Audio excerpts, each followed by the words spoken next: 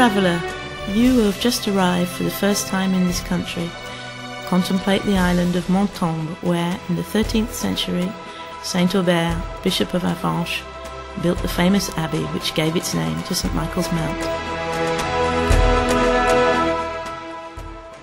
From Mortain to Granville, from Avranches to Villedieu, look at all the wealth that this rear has given to man.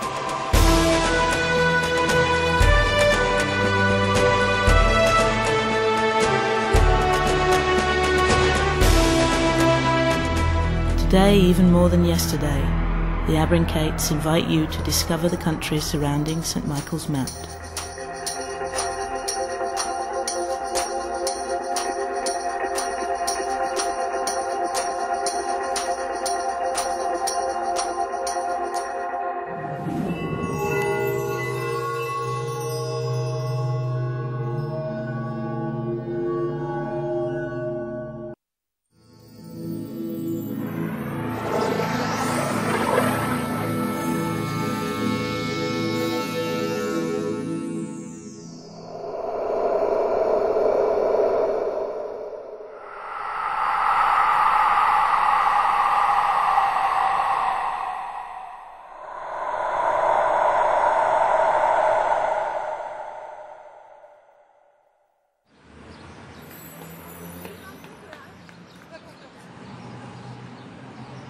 A centre of excellence for craftspeople, Villedieu-les-Poêles. This citadel is the French capital of arts and crafts. Bell founders, glass blowers, workers in pewter, in copper, lace makers, and many others live and work in this town. But tell me, traveller, why did these workers come here in the first place? In the 12th century, the son of William the Conqueror, Henry I of Beauclerc, Duke of Normandy, gave the brother hospitallers of St. John of Jerusalem, who later became the Knights of the Order of Malta, on their return from the Crusades, land which lay within a meander of the river Seine, a place named Siennetre. They set up forges there and dedicated the place to God. So was born Villedieu-les-Sauchevreuils, because this town was part of the parish of Sauchevreuils. The town gained great advantage from becoming the largest commanderie, or headquarters, in France.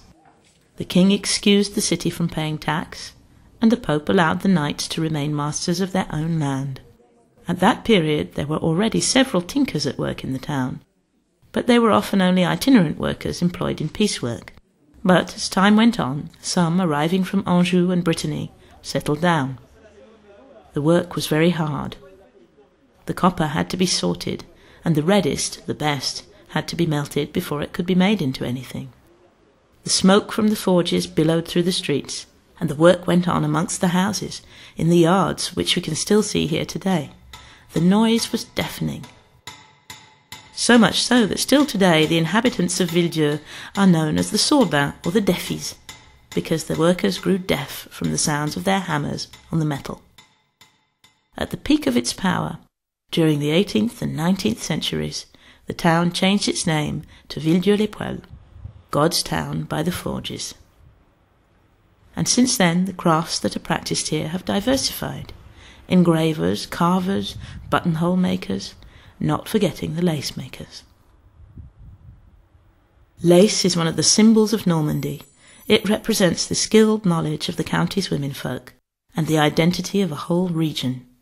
Each piece of lace is made for a special day, a sad day, for a particular occasion. It is extraordinarily fine.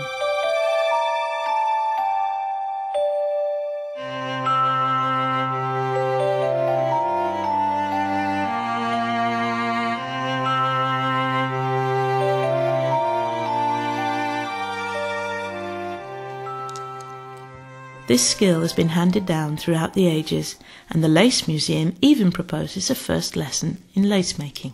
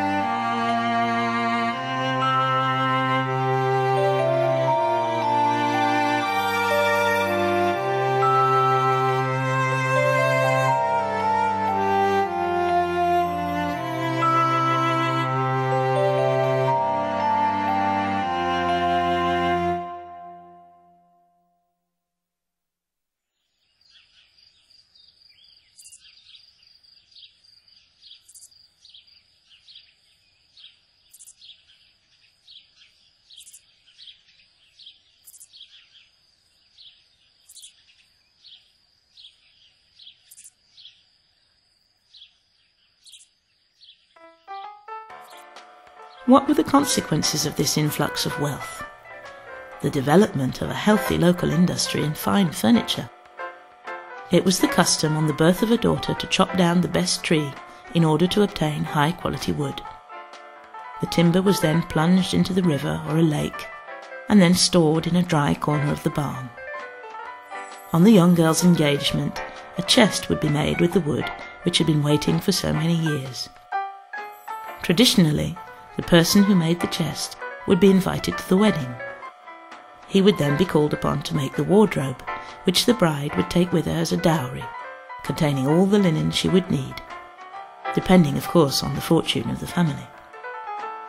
The complexity of the patterns on this piece of furniture mean it can tell you almost as much about the social status of the newlyweds as if it could actually talk.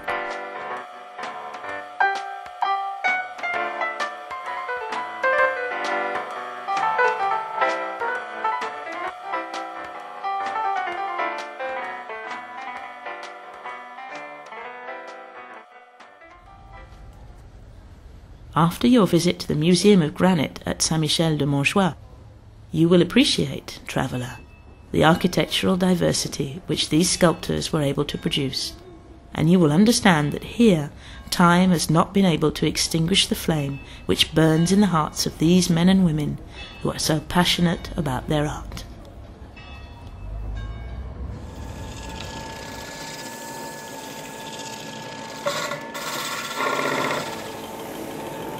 Traveller, here is the workshop of one of these artists. He still works copper as his forebears have done for generations. In his own way, he's reinventing history.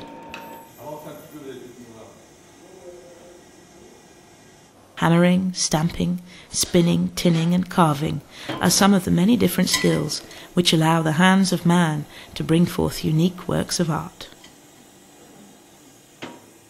Just as in olden times, his workshop resonates with the noise of his hammer on metal.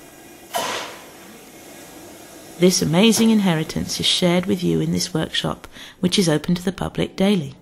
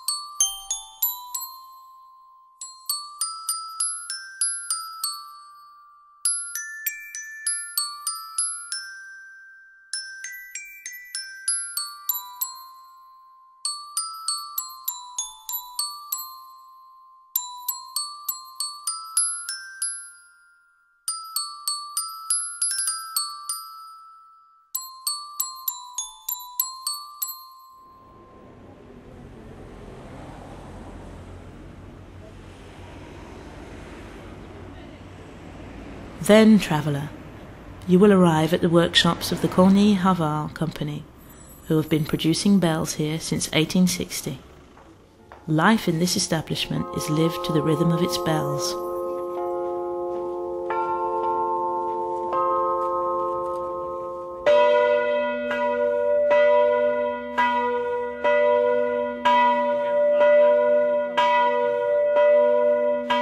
This foundry has an international reputation and is open to the public, who can discover the secrets of the skilled knowledge it takes to produce these individual pieces.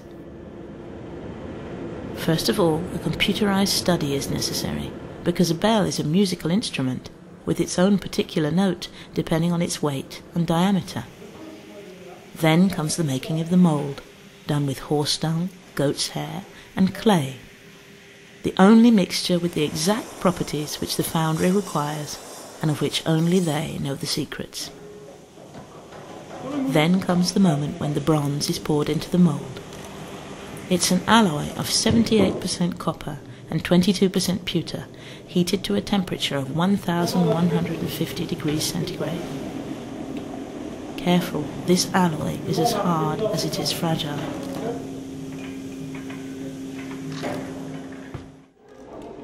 and at last the perfect harmony of the clapper, the headstock and the bell, the whole giving out its unique sound.